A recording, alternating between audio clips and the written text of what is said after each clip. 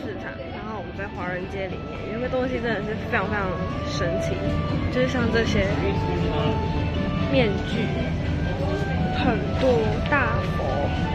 然后里面那个全部都是面具，我不知道老板怎么收集的，里面不好意思拍，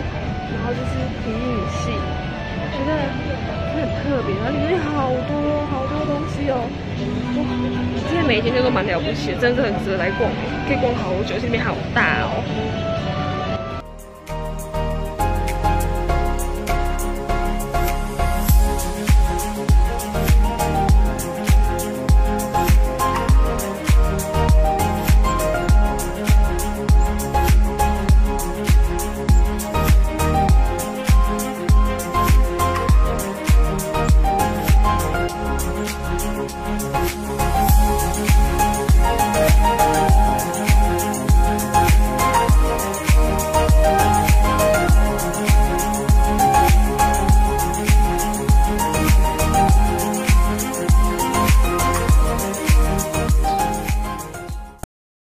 下楼的时候，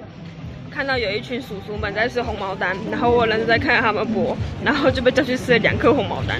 真的。